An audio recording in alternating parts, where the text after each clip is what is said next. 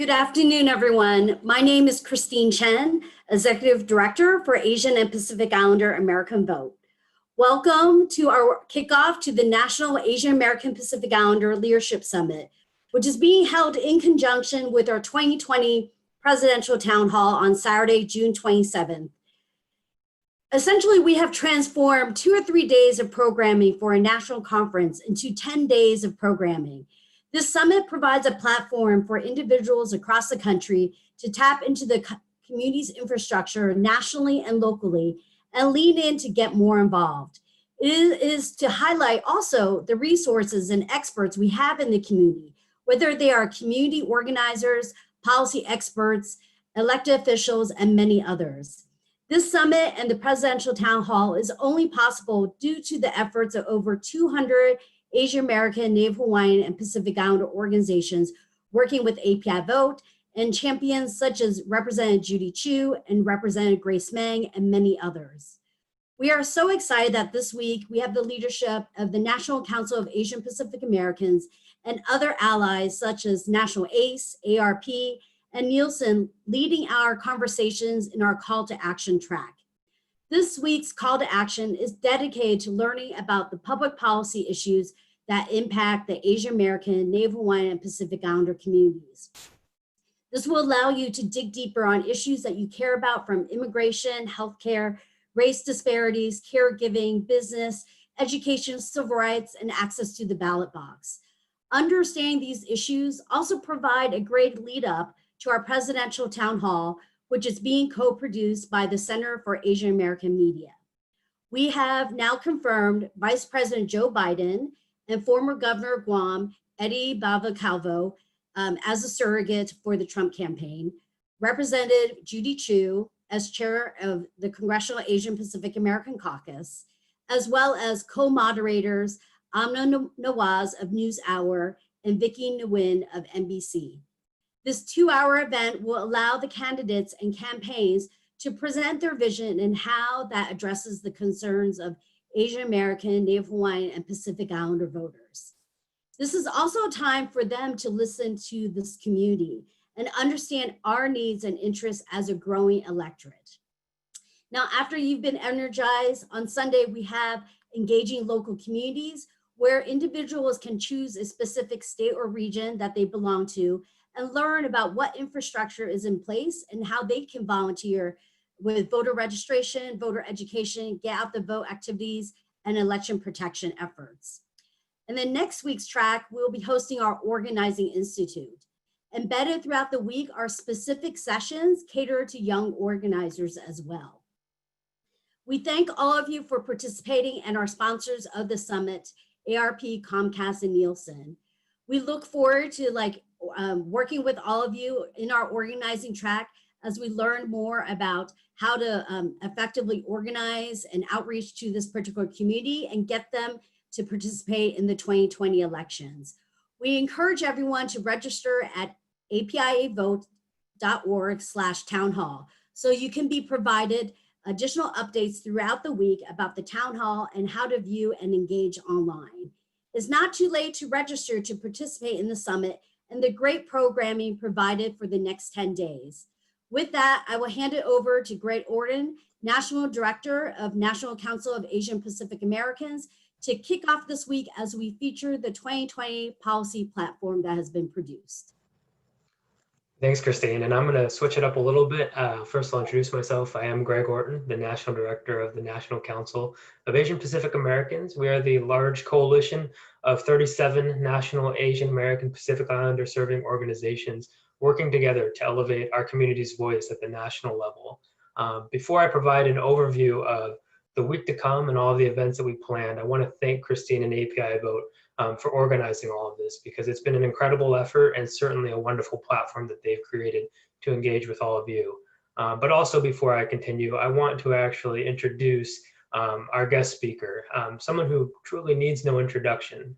For the last decade, they've been fighting in the halls of Congress to make sure that our community is recognized and heard from, and that oftentimes can be a lonely job. But I believe that they've done an outstanding and certainly wonderful job in doing that work. And so it is certainly my pleasure to introduce the chair of the Congressional Asian Pacific American Caucus, Congresswoman Judy Chu. Congresswoman.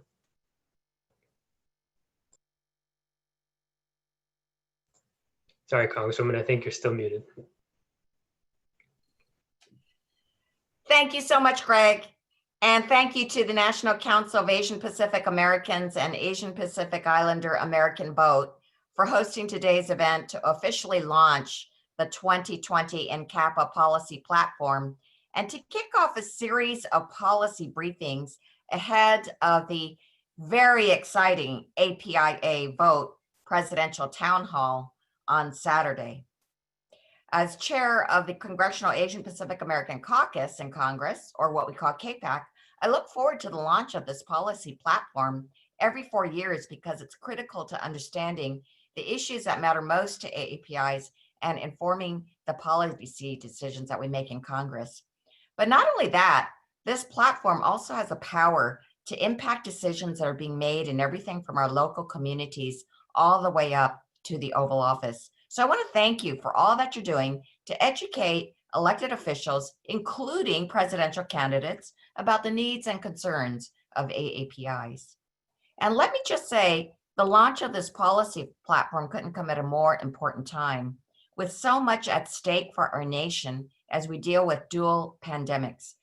Over 120,000 dead from coronavirus and the murder of George Floyd that has incited nationwide protests calling for long overdue racial justice and change. Amidst everything that is happening, there is also the 2020 census that will determine how congressional seats are apportioned and how federal funding is allocated over the next decade. And on top of that, we have such an important election coming up in less than 5 months that will shape the future of our country. So it's never been more important for the AAPI community to make our voices heard. Asian Americans and Pacific Islanders are the fastest growing racial population in the country. We now have a record 20 AAPI members of Congress, our highest number in history. Not only that, we've doubled our voter registration numbers over the last decade from 2 to 4 million people. And by 2040, we will have doubled even those numbers. We are the swing vote in key swing states and congressional districts all across the nation. That is why I like to say AAPIs have gone from being marginalized to the margin of victory. And that is why the NCAPA policy platform is so important. Not only does it reflect the collaborative work of 36 of our most prominent AAPI organizations across the United States, but it sets the agenda for what the AAPI community would like to see in 2020 and beyond. It also highlights important data on our community and provides policy recommendations on a wide range of issues impacting AAPIs, from the rise in anti-Asian bigotry and health disparities that have been exacerbated by COVID-19 to issues like immigration, education, economic development, housing, civil rights, environmental justice, and more. Over the years, we've seen the tremendous impact that NCAPA's policy platform has had in shaping inclusive policies that are truly responsive to the needs of the AAPI community. In fact, many of your priorities are issues that we seek to elevate through our Congressional Asian Pacific American Caucus. As a result, we've worked together to raise awareness about the alarming uptick in anti-Asian hate incidents that we've seen due to the coronavirus, and to take action through legislation like the No Hate Act. We've worked together to ensure that AAPI data is disaggregated and that language access remains a priority in order to ensure that the needs of AAPI workers, families, and small businesses are met, especially in federal relief efforts to address the coronavirus crisis. And we've worked together to ensure that AAPIs are not left out of important immigration discussions on everything from DACA and TPS to preserving our family reunification system. On these issues and so many more, NCAPA has been such a strong partner to CAPAC and a critical voice for AAPIs all across the nation. So thank you again for inviting me to join you today. I look forward to our continued work together to implement many of these recommendations as we work to build a brighter future for AAPIs and for all Americans. Thank you so much, Congresswoman. And again, thank you for your leadership in Congress. Now, many of you may be asking, what is this platform? And actually, it's been an effort through NCAPA for a good number of years. It started in 2004. And as the Congresswoman mentioned, it was a collaborative effort that brought together the collective expertise of all of the different NCAPA organizations to create a single platform to make very clear where our community stood on a whole host of different policy areas. Fast forward to 2020, as people like to say, as much as things have changed, they're still the same. We're still fighting that fight to be recognized in immigration and all the other sort of health and housing and education issues that impact us as well. But this is the first year in which we've had a section in the platform entirely dedicated to tech and telecom. Through the AAPI Tech Table, which is another collaborative body of Asian American Pacific Islander organizations working to engage with the industry, with stakeholders and civil rights organizations to shape how we engage with tech issues, especially because, as we all know, the world has changed quite a bit and the internet has become such an essential part of life. What does it mean to think about data security or just simply access to the internet and what that means for our communities? On a lighter note, we all know, certainly since COVID-19 has started and shelter in place has started, many of us have had to figure out very quickly how to use platforms like Zoom, or perhaps you've had to educate your parents or grandparents as well. So, this is the kind of work that we have to think about as new platforms are created and people are thinking differently about technology. But on a more serious note, and in the context of COVID-19, this platform is the culmination of nearly 18 months of work internally in the coalition. And originally, the scheduled release was supposed to be the beginning of this year. And we were putting the final touches on the platform. And then we started to hear, rumors and stories of Lunar New Year celebrations all over the country being canceled out of an abundance of caution for this new virus that many people were pointing fingers at China for. And we all know how the rest of the story goes in terms of the rapid rate at which this escalated and the way that the virus had been racialized that led to a huge wave of anti-Asian racism all over the country. For that reason, we decided that it was important to not release the platform without a section dedicated to COVID-19 and the policy recommendations associated with that truly span across all policy areas. Because we also know that as recovery efforts have begun and reopening efforts have begun, there's a high likelihood that the anti-Asian racism that we saw isn't going anywhere and will likely return. And we also know that recovery programs created haven't necessarily done a good job of reaching our communities as well, as many AAPI small businesses continue to struggle and many AAPI workers are unemployed. For that reason, we did have a section in the platform for that. And that narrative will be weaved throughout this week in all the different panels that we host. Now, before I continue, I also want to recognize the work of our policy committees that really, these are the people that help draft the entire platform. And so first I want to recognize the Civil Rights Committee, which is chaired by Asian Americans Advancing Justice, AAJC, and South Asian Americans Leading Together. Next, the Health Committee is co-chaired by Asian and Pacific Islander American Health Forum and the Association of Asian Pacific Community Health Organizations. Next, the Education Committee is chaired by OCA, Asian Pacific American Advocates, and the Southeast Asia Resource and Action Center. Our Immigration Committee is co-chaired by CRAC and AJC again. And then our Housing and Economic Justice Committee is co-chaired by the Coalition for Asian Pacific American Community Development and the Asian Pacific American Labor Alliance.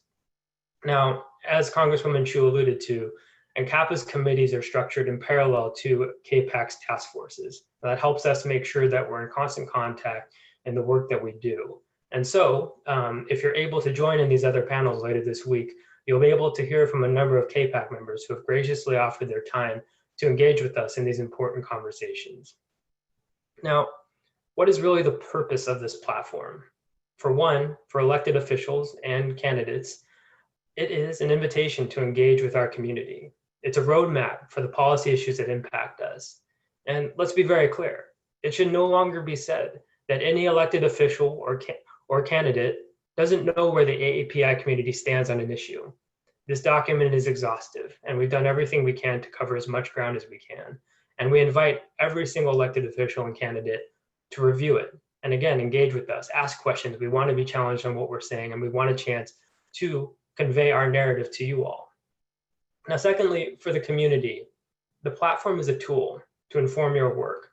Whether you're a local organizer or a state or national policy advocate, the platform is meant for you to review, challenge, and then also, again, use in your own work to push forward an AAPI narrative to ensure that we're heard from. But also, the platform is a commitment to be inclusive, and it's a declaration that will no longer be ignored. And finally, I'll say, as the Congresswoman again alluded to, we're in such a moment where it is almost demanded of us that we meet the challenge of our times. COVID-19 isn't going anywhere. We're also in a moment where, as a nation, our country is grappling with what it means to be committed to racial justice. And I believe that the Asian American Pacific Islander community has a responsibility to be there on the front lines. And so what does that truly mean to be inclusive? It means uplifting our voices to say that the LGBTQ community deserves equal protection under the law. It means that Black Lives Matter. It also means that for the Latinx community, we are co-dreamers with you and home is here. But for us internally, as an AAPI family, we know we also have work to do to be inclusive amongst ourselves. And so it also means committing to be a community that is rooted in not just East Asian faces when it comes to representation, but also South Asian, Southeast Asian, Native Hawaiian, and Pacific Islander faces as well. That is the purpose of this platform, to encompass all of our voices and bring us together to do the work. So again, I want to thank you all for being with us today, encourage you all to participate in the sessions to come, and it is my pleasure now to turn it back to Christine to close. Thank you.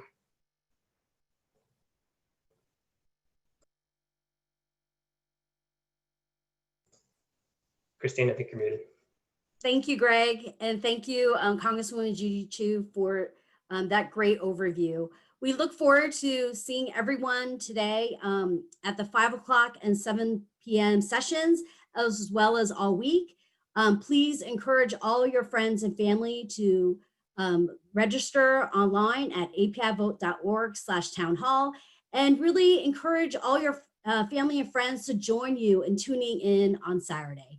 Thank you very much, and we look forward to seeing you all week.